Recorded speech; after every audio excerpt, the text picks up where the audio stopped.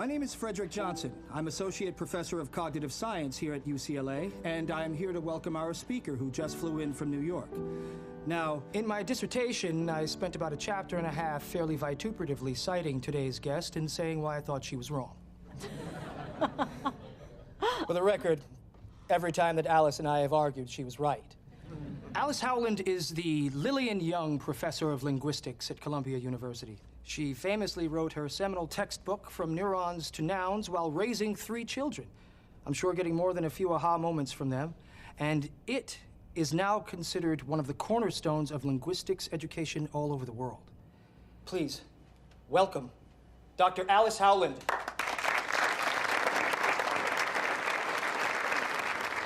Thank you so much.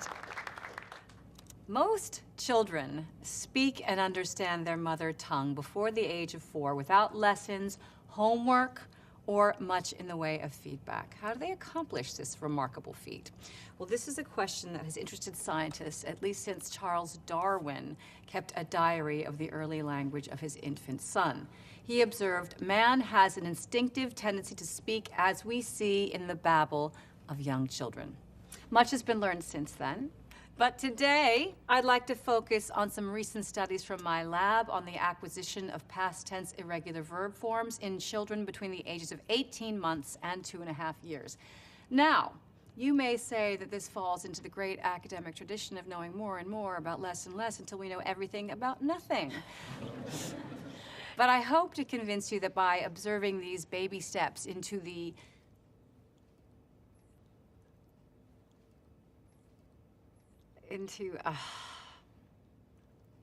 I knew I shouldn't have had that champagne.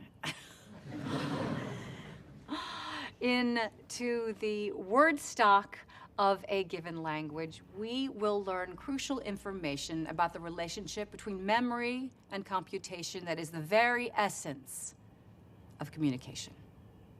Pause, and the last time I'd had a period was in February, but then I had one again in September, right before my birthday, so... Are you taking any pills, medications, supplements? I take a multivitamin, flaxseed oil, calcium, iron. I occasionally take a sleeping pill when I travel. Have you had any head injuries? No. Would you consider yourself depressed or under undue stress at the moment? No, I work a lot, but I thrive on it. How's your sleeping? It's fine, like 7 hours a night. Now, I'm going to ask you to remember a name and an address, and then I'm going to ask you for it again later, okay? Okay. John Black, 42 Washington Street, Hoboken. Can you repeat that for me? John Black, 42 Washington Street, Hoboken. Good. How old are you? I'm 50. What's today's date? November 26th. Where are we? We are on the 3rd floor of New York Presbyterian. Can you spell water for me? W-A-T-E-R. Can you spell for me backwards? R-E-T-A-W. Can you tell me what you see on these cards? Pliers, a ladder, a seahorse, a screwdriver, an elephant. Tell me about your parents.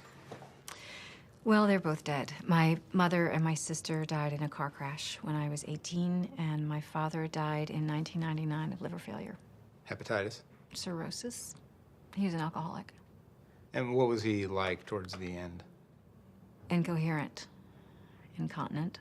To tell you the truth, we didn't really see a lot of each other.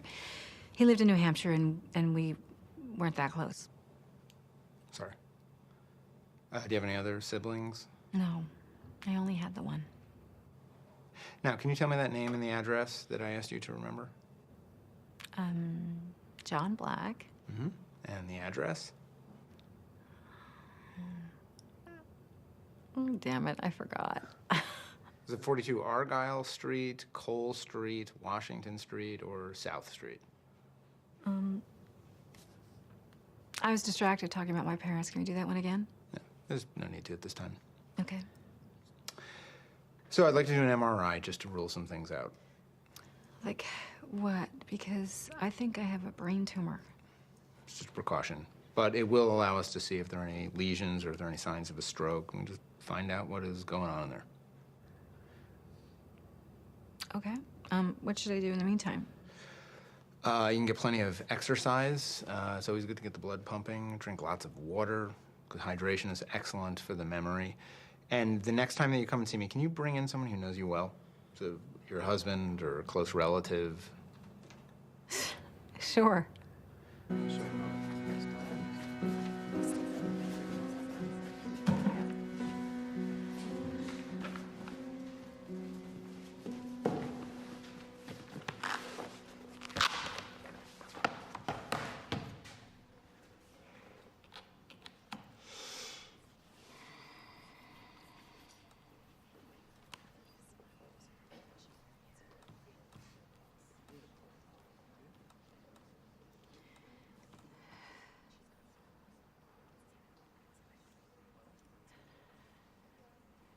Can anyone tell me what it says in the syllabus for today?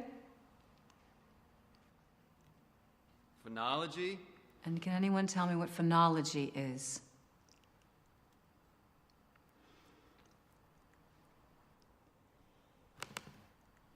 Phono is from the Greek word phone, meaning sound, and phonology, broadly speaking, is the study of the sounds of language. It should be carefully distinguished from phonetics. Are we going running? Yes. Yes, we are. I just have to go pee. I'll be right back.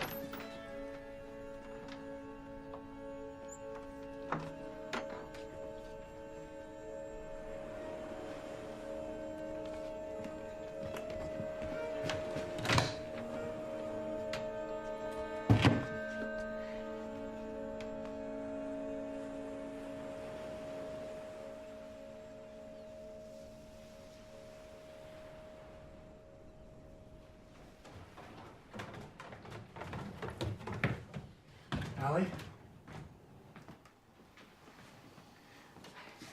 I couldn't find the bathroom. It's okay, baby. Come on, let's get you cleaned up. Who are you?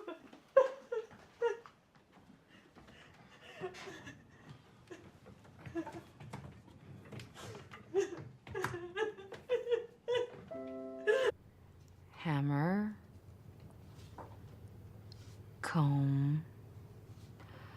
Oh, I know what that is. It is like a chicken, but it's not. It is a duck. How about this one?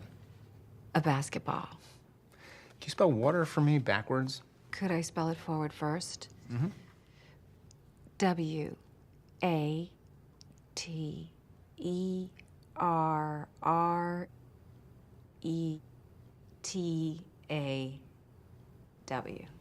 That's very good.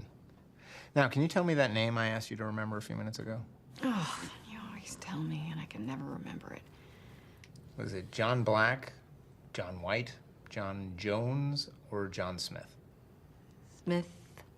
And his address, was it East Street, Washington Street, Humboldt Street, or Main Street?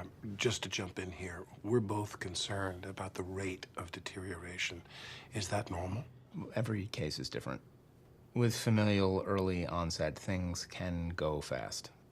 And actually, with people who have a high level of education, things can go faster. Often they've managed to sustain their mental processes through innovative means, and that delays diagnosis. Now, clearly, Alice's memory is failing, but she's still incredibly resourceful. Thank you. I know, you're discouraged. But sometimes I've seen patients plateau even at this point. Don't lose hope. Alice, I read your name in the Alzheimer's Association Care Conference brochure. You're going to give a speech. Will you be there? Yes, I'm looking forward to it. I'm going to be away on business in Minnesota, and I'm worried. Are you sure this is a good idea, considering the state that she's in? She's going to be under a lot of stress. I think it'll be great for her. I am sure everything will be fine, but you're not worried about it, are you, Alice? No, I don't think so. It is a great honor to welcome our next speaker, Alice Howland. A former professor of linguistics at Columbia, she's written textbooks and has lectured all over the world. Alice is living with early onset Alzheimer's with the care and support of her loving family. Please welcome Alice Howland.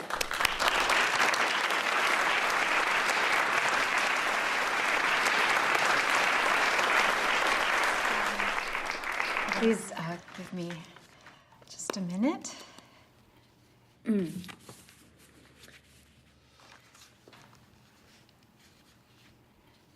Good morning. It's an honor to be here. The poet Elizabeth Bishop once wrote, "The art of losing isn't hard to master. So many things seem filled with the intent to be lost that their loss is no disaster." I am not a poet. I am a person living with early onset Alzheimer's, and as that person, I find myself learning the art of losing every day. Losing my bearings, losing objects, losing sleep, but mostly losing memories.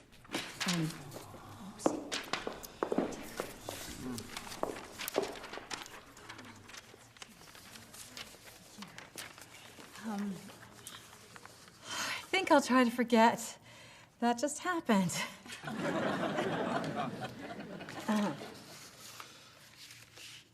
All my life, I've accumulated memories. They've become, in a way, my most precious possessions.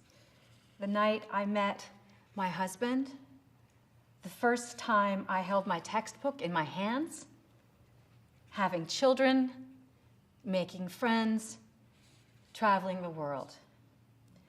Everything I accumulated in life, everything I've worked so hard for, now all that is being ripped away.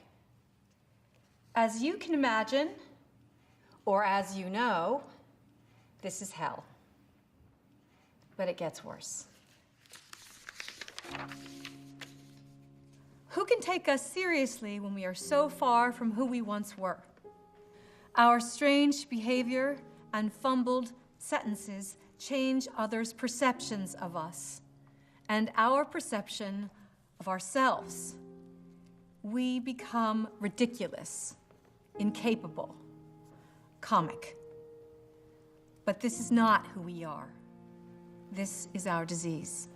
And like any disease, it has a cause, it has a progression, and it could have a cure. My greatest wish is that my children, our children, the next generation, do not have to face what I am facing. But for the time being, I'm still alive. I know I'm alive. I have people I love dearly. I have things I want to do with my life. I rail against myself for not being able to remember things. But I still have moments in the day of pure happiness and joy. And please do not think that I am suffering. I am not suffering. I am struggling. Struggling to be a part of things, to stay connected to who I once was. So live in the moment, I tell myself. It's really all I can do. Live in the moment and not beat myself up too much. And not beat myself up too much for mastering the art of losing.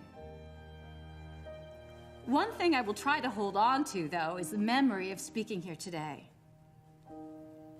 It will go. I know it will. It may be gone by tomorrow. But it means so much to be talking here today. Like my old, ambitious self who was so fascinated by communication.